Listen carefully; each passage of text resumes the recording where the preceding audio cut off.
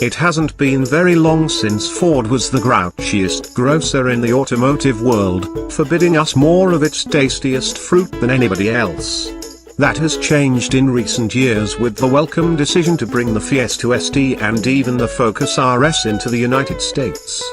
Yet, despite the company's global strategy, there are still some variants that don't make the cut. This new Fiesta ST200 is the latest of them. It nearly made it across the Atlantic. Matthias Tunn, the ST200 project boss, says that there were some serious negotiations about creating a similar version of the U.S. spec 4-door model. Sadly, the numbers just didn't pan out. On the basis of our drive of the Euro spec 2-door version on some of the finest roads in France, that should be cause for regret. The ST200 is a mild upgrade rather than a comprehensive reworking. It's based on the Europe market Fiesta Street, which, for marketing reasons, sees the power output of its 1.6-litre turbocharged 4-cylinder engine quoted without the additional oomph of the 20-second overboost period. Ford confirms that the 182 horsepower European spec engine and the 197 horsepower rest of world version, like the one sold in America, are effectively identical. Apply the same logic and, had it made it to the States, the ST200 could have carried ST212 branding, since the engine produces 212 horses in its overboost mode, together with 236 pounds-to-feet of torque. Official European output of the ST200 is now 197 horsepower, so the 200 badge allows some rounding. In essence, it's a Ford factory version of the Mountune Performance Kit that is already offered as an officially approved bolt-on option in some markets, based on the logic that Ford can sell the ST200 in territories where such aftermarket power kits are prohibited. Another noteworthy change is the arrival of a shorter final drive ratio, 4.06:1, replacing 3.82:1, that, in effect, closes up the gearing of the 6-speed manual transmission. The ST200 also gets a revised suspension with a rear torsion beam that is 27% stiffer. It also has slightly softer springs and dampers and reworked steering. However, because of production constraints at the Cologne, Germany, factory that builds European Fiestas, these chassis settings have been applied to all of the STs manufactured there.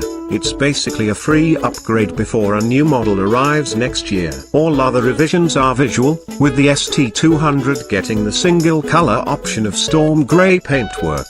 This is the first time the shade has been offered on a Fiesta. It's a hue that will instantly remind Rust Belt denizens of spray can primer.